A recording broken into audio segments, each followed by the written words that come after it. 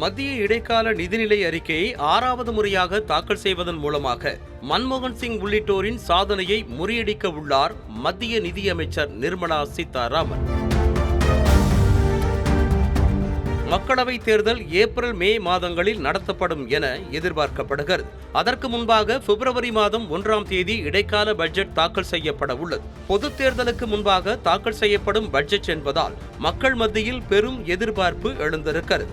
Budget குறித்து முன்னதாக பேசியிருந்த மத்திய நிதியமைச்சர் நிர்மலா சீதாராமன் இடைக்கால பட்ஜெட்டில் எந்தவிதமான கவர்ச்சி திட்டங்களும் இடம்பெறாது என கூறியிருந்தார். ஏற்கனவே 5 நிதிநிலை அறிக்கைகளை தாக்கல் செய்திருக்கும் இவர் 6வது முறையாக இடைக்கால நிதிநிலை அறிக்கையை தாக்கல் செய்யவிருக்கிறார். இதற்கு முன்பாக முன்னாள் பிரதமர் மொரார்ஜி தேசாய் மட்டுமே மத்திய நிதிநிலை அறிக்கையை 6 முறை தாக்கல் செய்திருந்தார்.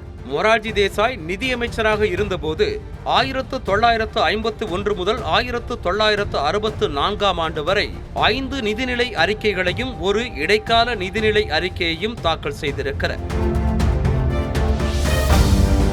இடைக்கால பட்ஜெட் தாக்கல் செய்யப்படுவதன் மூலம் நிர்மலா சீதாராமன் தனது முன்னோடிகளான மன்மோகன் சிங், அருண் ஜேட்லி, ப. சிதம்பரம் மற்றும் யஷ்வந்த் சின்ஹா போன்றவர்கள் இதுவரை 5 முறை நிதிநிலை அறிக்கையை தாக்கல் செய்து படைத்த சாதனைகளை முறியடிப்பார் என கூறப்படுகிறது. இந்த இடைக்கால பட்ஜெட்டானது புதிய அரசாங்கம் அமையும் வரை அரசாங்கத்தின் செலவினங்களை சமாளிக்கும் நோக்கில் தாக்கல் செய்யப்படுகிறது.